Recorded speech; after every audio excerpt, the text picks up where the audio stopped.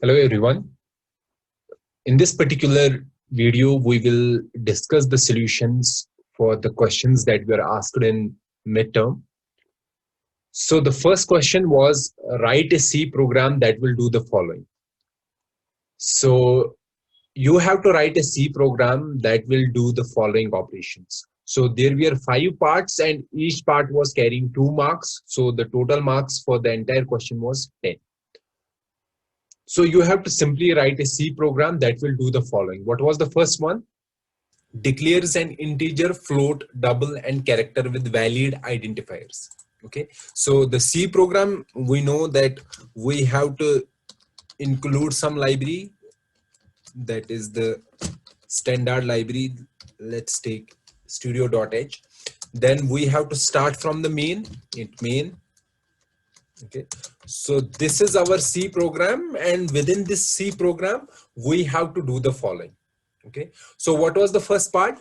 Declares an integer, float, double, and character with valid identifiers. So we have to declare 4 variables. One variable should be integer, another should be float, another double, and the fourth one should be character. Okay, so let's declare the integers. Let's declare these 4 variables. So for declaring integer, we will do int, and you have to use a valid identifier. Okay, so you can name it anything. Let's say AB. Okay, or let's say A. Then you have to declare a float. Float will be, let's say, B. Then you have to declare a double. So here I am declaring double. Double will be, let's say, D. And you have to declare a character. And you declaring a character will be to write char. Char, let's say C. Okay. So here instead of comma, we have semicolons. Okay. So this was the first part. You have to declare an integer, float, double, and character with valid identifiers. These A, B, D, and C, you could name anything. Here we are writing A, B, D, and C. But whatever you write, that should be a valid identifier. Then the second part was initialize integer and float to 10 and 10.5. So what was our integer? Integer was A. So we have to initialize A as 10, and we have to initialize float. What is float variable? Float variable is B, and we have to initialize B as 10.5. Okay, so this was the second part. However, some students have written like this: int A is equal to 10 and B is equal to 10.5. So writing like this, it will be both declaring the variable and initializing at the same point. This will also work. Okay, if you have written like this, it is also fine. However, if you have written like this and then initialize it here, it is also fine. So the integer and float, these has been initialized. So second part is done. The first and second are complete. Then the third is take input from the user for double using scanf. So for double, you have to take the input from the user. Okay, and for character, you have to take input but using this function getChar. So let's first do scanf. So we have to simply, let's say, scanf. So we need a double. So for double, we will use long float. Long float is also double, and then D. Okay, so this scanf is telling to the user that enter a double value, and that double value should be stored in D. Okay, and also we want that we have to get the value in character variable as well, but in this variable we have to get using getChar. Okay, so how we are using getChar function? We will do C is equal to getChar. So it will, this getChar function, this will prompt to the user that you have to input the character. So whatever character the user enters, that value is returned by this getChar, and that value will be stored in C. So these two functions, they complete, or we can say these two lines, they complete the third part. Some students have written like this, for example, printf enter the double. Okay, so this will also work, and then scanf, this is also fine. Okay, but let's remove because it is not needed. However, if you have written in your answer, it is fine, it won't make any difference. Okay, so the third part is done. Now fourth part was print all values. You have to print A, B, D and C. So let's do print. So the simple is like this. For example, for printing integer, you have to do %d. For printing the float, you have to do %f. For printing double, let's say long float, and for printing character, you can simply use %c, or you can place some comma in between. Okay, that will also work. Or if some student has written something else, for example, character integer is, for example, integer is %d, and then he has written float is %f, that will also work. And then at the end, you have to write the name of variables. Integer will be A, float is B, double is D, and character is C. Okay, so this was answer to the part 4. Okay, so this completes 4 parts. Then the fifth part was print ASCII value of the character. You have to print the ASCII value of the character. So you will do printf. So what is the ASCII value of character? ASCII value of character is an integer type. So you have to print an integer. So you can simply do %d and comma, here C. C is character, but it will take the ASCII value of that character and it will print here that ASCII value. Okay, or some students have written ASCII value of %c is %d, and then you have to use 2 variables here. So here on the first modifier, this modifier, type modifier, it will take the character. So which character? C character. So what is stored in this C? Whatever is stored in this character variable C. Then is %d. So here it will print the integer value. So which integer value? C. But C is a character, so it will convert this character into integer. That means it will convert it as ASCII value and it will print that ASCII value here. And then the last line should be return 0. So this ends the entire solution for this particular question.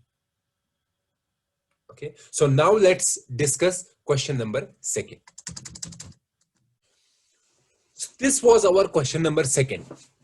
So it was saying that write a program that takes the area of circle 1 and the circumference of circle 2 from the user and computes the radii of 2 circles. So what was it saying? That this was saying that you have to write a C program that it will say to the user that enter the area of circle. So we have to take the area of circle from the user and we have to take the circumference of circle from the user. So we have to take 2 things from the user. One is area and another is circumference. Okay, then using this area and computes the radii of 2 circles. So it will take area of circle 1, this will circumference of circle 2. Then using this area, we have to compute radius 1, radius of circle 1. Then using circumference of circle 2, we have to compute radius of circle 2. Okay, so for area, we know the formula is pi r square.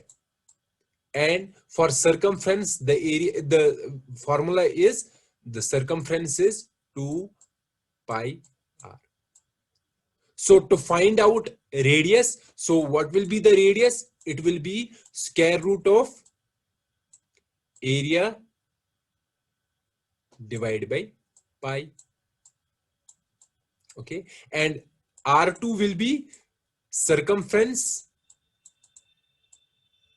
divided by 2 pi. Okay, so we have to compute these two radiuses, R1 and R2. Then using the conditional operator, then we have to use this conditional operator. which is also called a tertiary operator. We have to use this operator.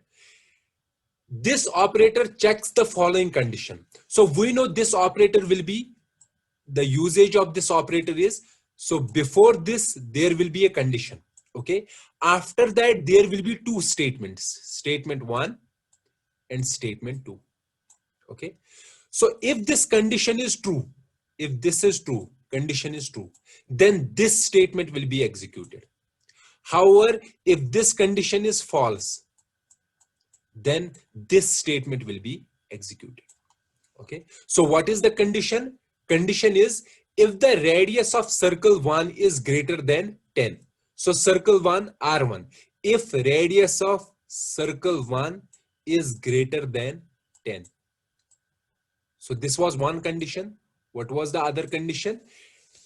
Then 10, and means this logical and radius of circle 2. What is the radius of circle 2? R2. R2 is less than or equal to 20. Less than or equal to 20. So this is the condition.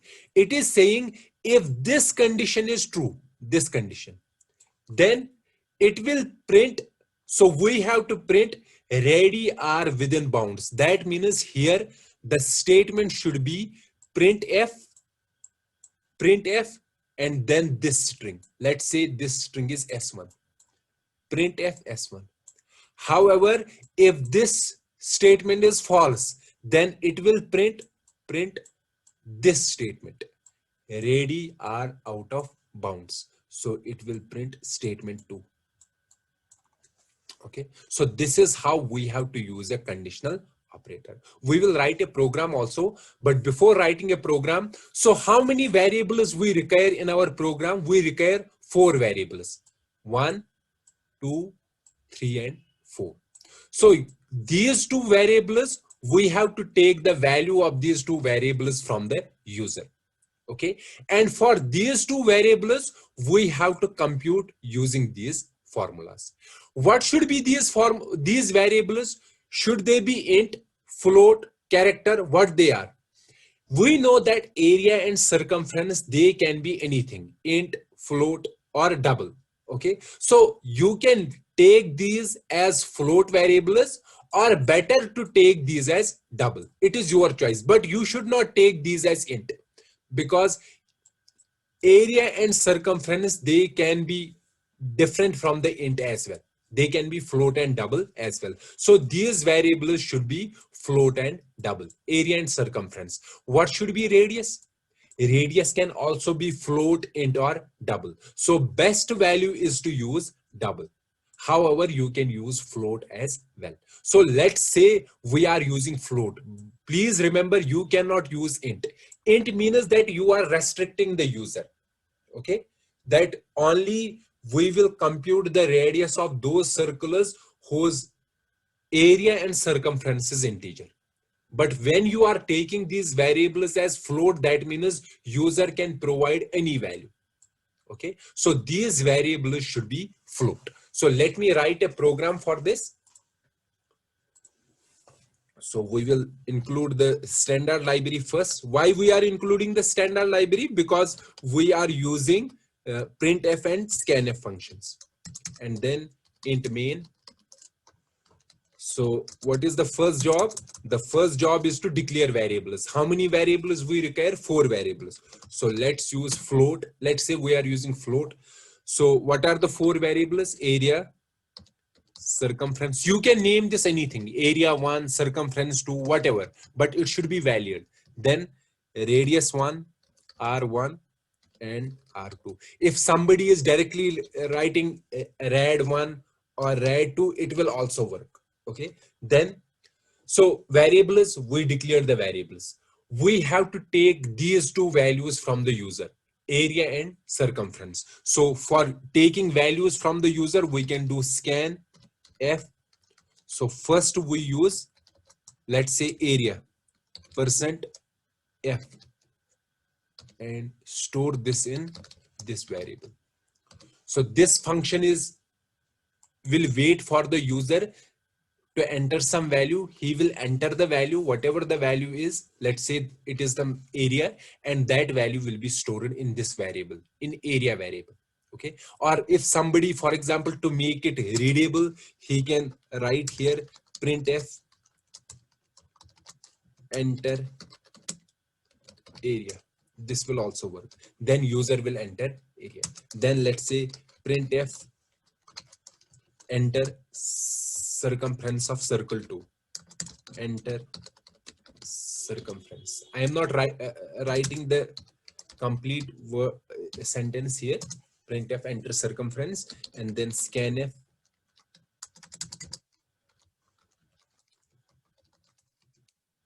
%f circumference 2.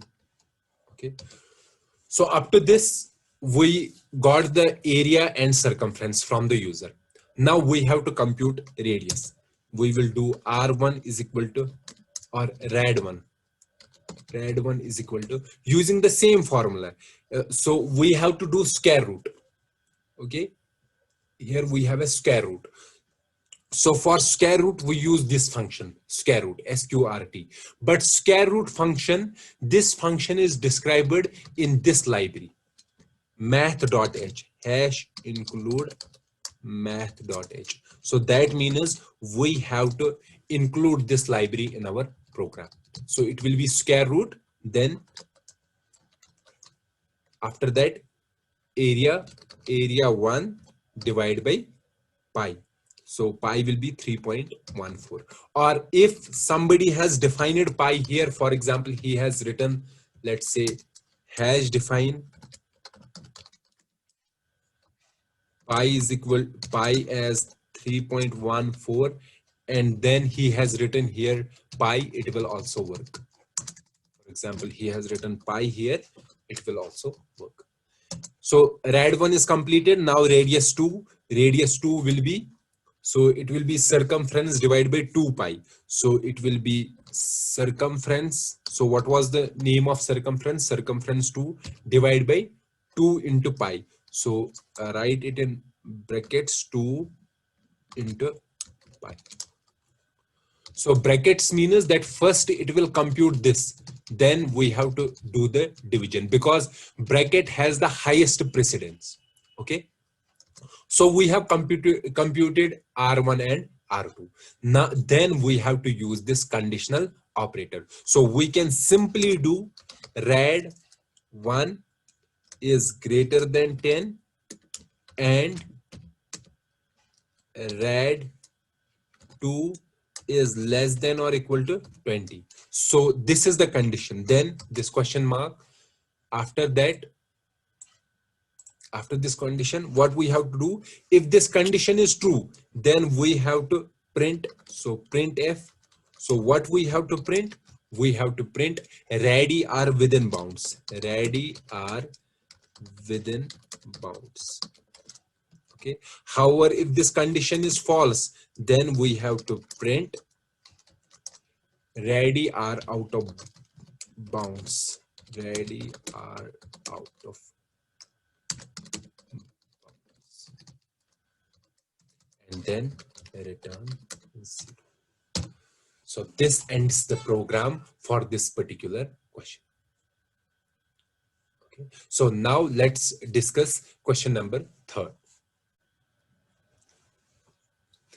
This was question number 3. It was saying what will be the output of the following program.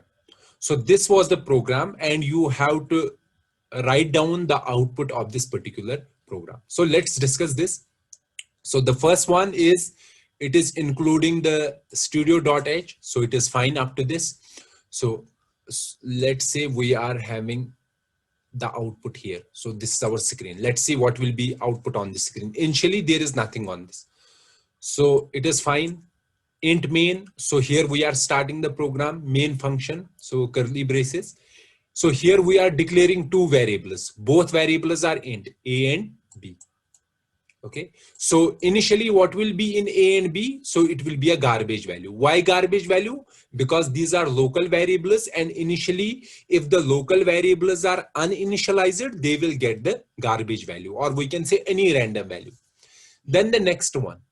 Next one, here we have an assignment operator, and assignment operator has the least precedence. Okay, and whatever is to the right of the assignment operator, that will be evaluated first. So this will be evaluated first. This 12 equal to 14. So let's see what will be the output here. So it is a conditional operator. Conditional means it will check if these two are equal. If these are equal, output will be true. True means once. And if these are not equal, then output will be 0. So are these two equal? No. So what will be the output? 0. So that means after evaluating this, the output will be 0. So because of this, the output is 0. That 0 is given to A. So what is stored in A? In A we have 0. Is there anything on the screen? No. The output is nothing. So A is 0. Now let's come here. Again, we have an assignment operator and other operators. So this particular equation will be solved first. So what is the equation? 12 divided by 5 plus 6 is less than or equal to 1.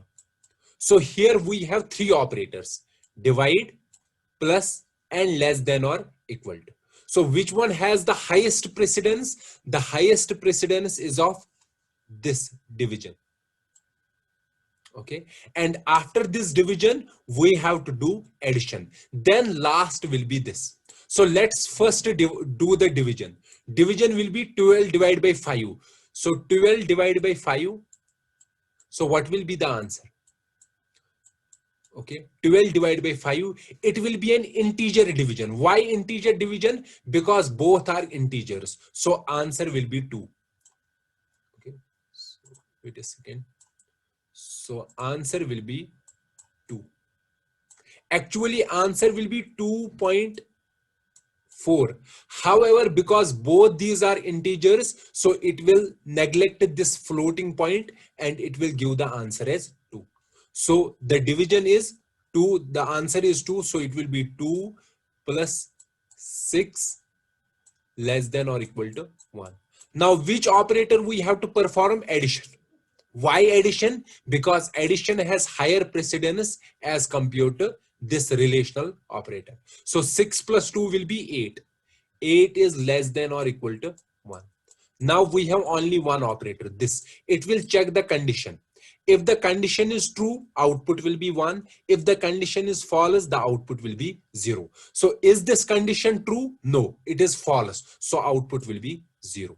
So what is the output of this equation? After solving this equation, output is 0. So this 0 will be stored in B.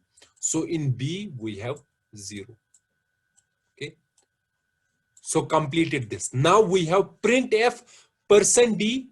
So it means that print integer. Which integer? A. So what is the value of A? 0. So it will print 0. Okay. So this is completed. Now here, printf \n. \n means go to new line. So it was on this line. So that means go to next line.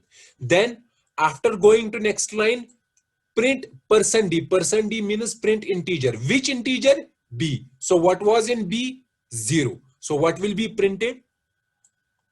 0. And then we have return 0. Return 0, it is, that means program has ended. So what will be the output? The printed output will be 0, 0. Okay. If some student has written only 0, he won't get the full marks. If some student has written like this 0, 0, he also won't get full marks. If some student has written like this, A is equal to 0, B is equal to 0, this is also not correct, but we won't cut any marks. We only cut a partial marks, 1 or half marks. So it is also considered as true. Okay, so this was question number 3. Now let's discuss question number 4. This is question number 4, and in this particular question we have to find the errors in the program. So this was the program in which we have to find the errors. Let's see what are the different errors in this particular program. Okay, so we know that for any program, if there is some macro, so here we have a macro, greet, or we can say we have a constant here which is used, greet. So this is also called a symbolic constant. And the name of this greet is, or we can say the value of this greet is this particular portion. Which portion? Double quotes, hello, then closing double quotes, then the semicolon. This semicolon will also be considered in this particular value, because hash define, when we are doing hash define, then we have to use some name, let's say any name, whatever is there. Let's say if there is a semicolon or whatever this, that means wherever in the program we have used a name, instead of this, we have to use this particular string there. Okay, or we can say this particular value. Okay, so let's see the first thing what we have to do. So this was our program. So wherever we are using greet, at that place, this greet will be replaced with this particular portion. Okay, this entire portion. This hello will be printed there. So let me write this program again here. So this is the program. So that means wherever we have this greet, so we have this greet here. So instead of greet, we will be having, so basically it was greet. This was the actual question. So here we have to replace hello, then this and this. Now we have to see if there are any errors, and this will be removed. Let's see if there is an error. Now, so here in this line, we don't have any error. Also, you can see the actual program here. In the first line, we have no error. In the second line, we don't have any error. Why? Because this is a symbolic constant and there is no error here. So if some student has given that there is an error, then 1 marks will be directed for that student. So, but there is no error here. Then on the next line, there is no error. Again, no error. On this line, int name here. Int name b is equal to 5. So we are using this name. So it is fine. We are using another variable and giving it a value 5. It is also fine. There is no error. We are both declaring and initializing here. Then we are giving another variable and we are only using characters and this underscore here. So underscore and characters, it is allowed. Okay. So no error. In this line, there is no error. So up to this point, there is no error. Okay. And if somebody has said that there is error in this hash define, so that means he has lost 1 marks. Then the next is char name, but we have already used this variable here. We cannot use the same name twice in the program. So here we have an error, name error. Okay. This is one error. The second is float 8 valid. So this also, it is not an error, data. So float 8 valid. So this is not a valid identifier name because a identifier cannot start with a numeric. So this is also an error. Then on this line, we have 2 plus b is equal to name. In an assignment operator, on the left hand side, we can only have a variable. We have to remember this. But here we have an expression here on the left hand side. So it is an error. Okay. So this is also an error here. Then on this line, on the left hand side, we don't have any error. On the right hand side, you can see that we have a modulus operation. And in the modulus operation, both these operands, they should be integers. But this operand is not an integer. So there will be an error. So in this line also, there is an error. Then we have scanf %db. We know that whenever we have to use a variable in scanf, we have to use an address operator. So we should have used and b here. But in the question, it was only b. So this is also an error. Okay. So how many errors? 1, 2, 3, 4, 5. Okay. 5 errors. So 5 errors were there. Then printf greet. Was this an error? No. If you can expand, there is no error here. So it is not an error. However, if some student has given this as an error, he has lost 1 marks. So there were 5 errors and these 2 were not errors. This hash define and the printf. And this data was also not an error. So if there is a student who has given that this is not an error, hash define is not an error, data is not an error, and printf is not an error, and has given these 5 as errors, he has got the complete marks. However, if somebody has not been able to identify all the errors, he has lost the marks accordingly. So in this particular question, there were 5 errors and there were 3 statements here that were not errors, but they were valid statements. So if somebody has identified them as errors, he will lose the marks. So this was the 4th question in your midterm paper. So these were 4 questions that were asked in the midterm examination, and these were the solutions that we discussed.